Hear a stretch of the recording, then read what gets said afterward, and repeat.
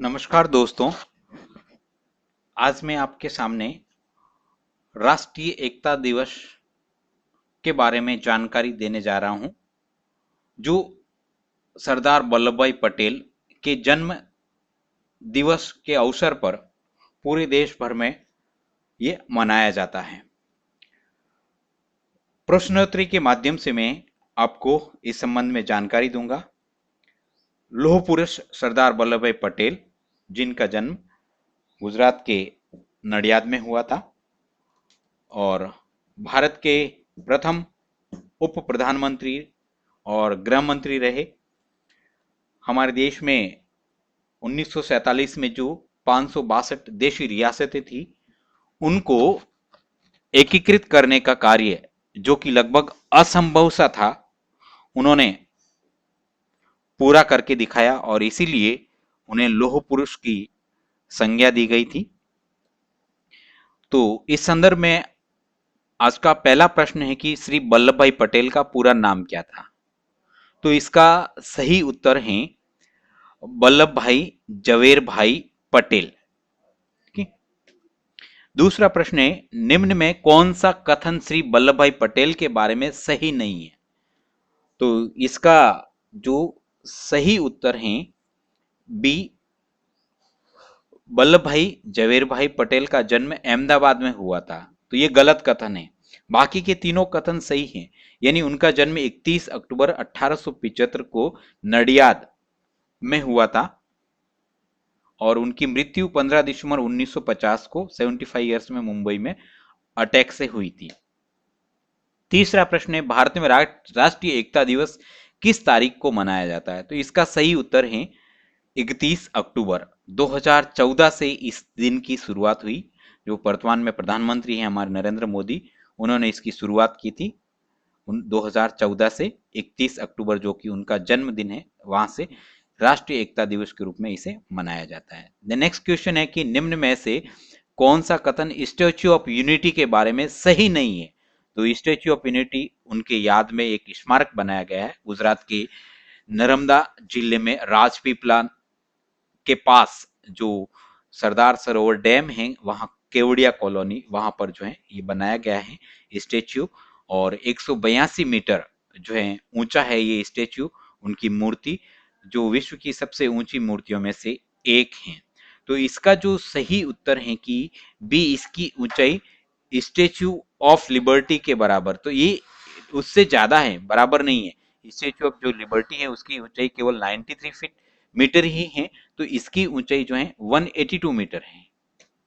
Next question है कि किस आंदोलन के दौरान सरदार पटेल को सरदार की उपाधि मिली थी। तो इसका सही उत्तर है बारडोली सत्याग्रह, जो 1928 में हुआ था और वहां की महिलाओं ने जो है ये उपाधि दी थी। सरदार वल्लभ भाई पटेल को सरदार की जो उपाधि महिलाओं के द्वारा दी गई थी इस आंदोलन का नेतृत्व करने के कारण। देन नेक्स्ट, किसने वल्लभ भाई पटेल को सरदार की उपाधि दी। तो मैंने आपको बताया ही इसका उत्तर कि जो है बारडोली की महिलाओं ने सत्याग्रह के आंदोलन के सफल होने पर वहां की महिलाओं ने इन्हें सरदार की उपाधि प्रदान की थी। देन नेक्स्ट क्वेश्चन है कि हैदराबाद स्टेट को भारतीय गणतंत्र का हिस्सा बनाने के लिए उन्होंने कौन सा ऑपरेशन चलाया था। तो इसका सही उत्तर है ऑपरेशन पोलो। जो 562 रियासतें थी उनको एकीकृत किया और जो भारत का 40% क्षेत्र उनके पास था, तो केवल 3 ही रियासतें ऐसी बची थी, हैदराबाद, जूनागढ़ और ये कश्मीर।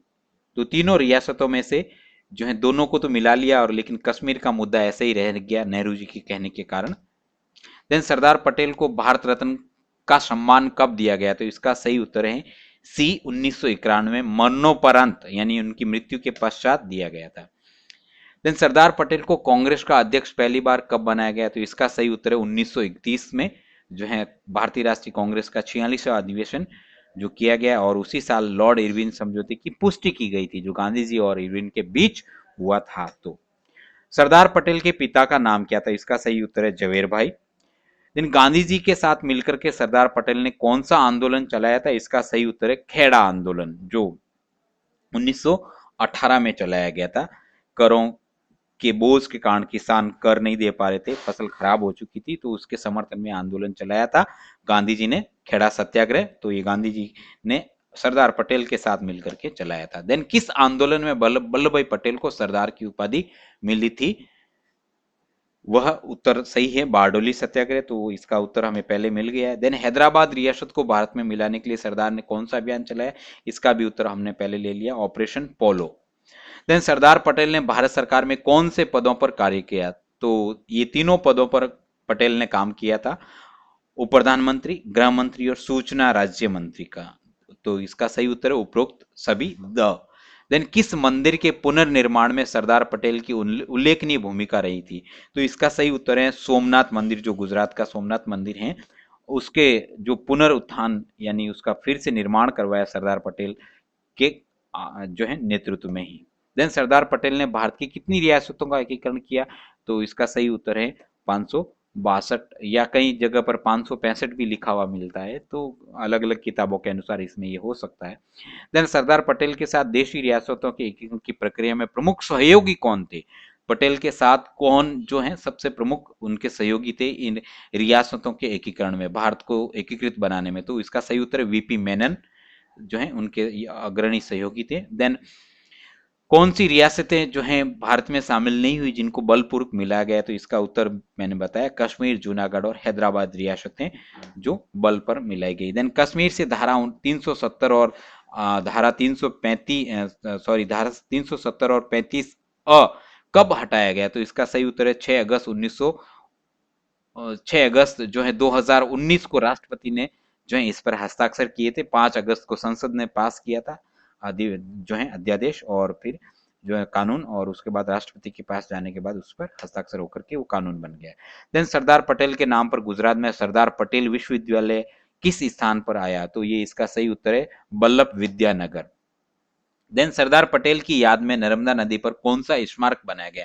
तो इसका सही उत्तर है एकता की मूर्ति, जिसे हम इंग्लिश में स्टेच्यू ऑफ यूनिटी कहते हैं, जो सरदार सरोवर बांध के सामने जो नदी है नर्मदा नदी, उसके नदी के बीचों बीच में ये बनाया गया है।